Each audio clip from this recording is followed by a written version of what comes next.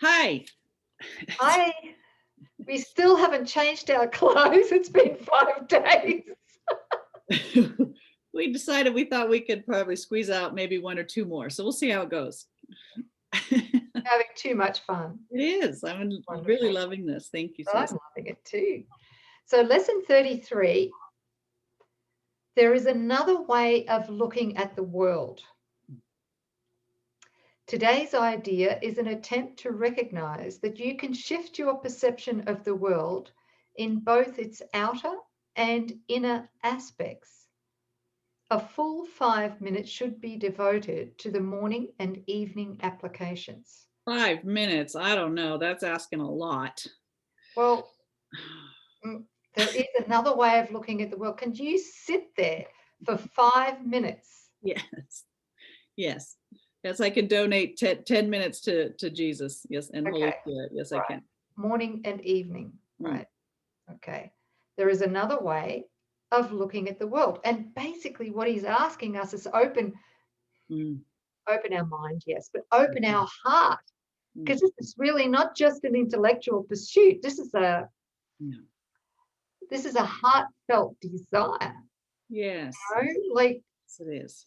we have to spend a few seconds or minutes to get into that heart space of the desire, because when we really, really join in that heart space of desire, that there is another way of looking at the world, all of a sudden we hit a peak, a ping, I would call it, right? Like a radiant ping where we feel it and we're in alignment with God's will. Yes. As, the holy self we are. And it only takes a second because Holy Spirit works outside of time, in the holy instant. So if we can just join in that desire in our heart, then this lesson will collapse so many years of effort. Yeah. So there is another way of looking at the world. That's why we need to spend 2 full 5 minutes. Oh yeah. Yeah. And we're basically looking and asking to see the purpose of the universe, to have meaning restored to our minds. So, how dedicated are we to this? Yeah. I just laugh because 5 minutes is nothing. So go ahead. In these practice periods, the idea should be repeated as often as you find comfortable, though unhurried applications are essential. Alternate between surveying your outer and inner perceptions, but without an abrupt sense of shifting. Yeah, it might take some practice, but it does work. Merely glance casually around the world you perceive as outside yourself, and then close your eyes and survey your inner thoughts with equal casualness, right? Try to remain equally uninvolved in both. He's talking about, getting to a place of detachment as we're looking. Yeah. Yeah. And to maintain this detachment as you repeat the idea throughout the day. The shorter exercise period should be as frequent as possible. Specific applications of today's idea should also be made immediately when any situation arises which tempts you to become disturbed, when you lose your peace. Yeah. For these applications say this: there is another way of looking at this. Remember to apply today's idea the instant you are aware of distress.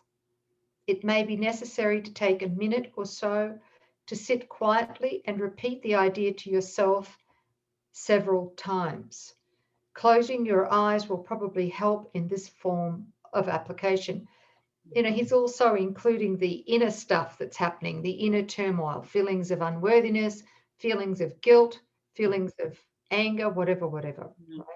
Yeah. And again, he's really urging us not to make a distinction between inner thoughts and what we see outside of ourself that causes us to go into distress or a contraction. So what we're seeing out there and what we're seeing in our inner awareness are one and the same. There is no difference. So to kind of weave and just to say, you know, I've invented this, there's another way of looking at this, right? Yeah, it just wants us to recognize it's all one. It's all one. Thank you. Anything else? Mm.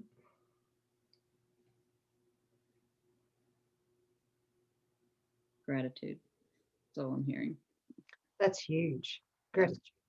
Gratitude that there is another way of looking at the world, and having gratitude for that will open the way for you to see it in another way.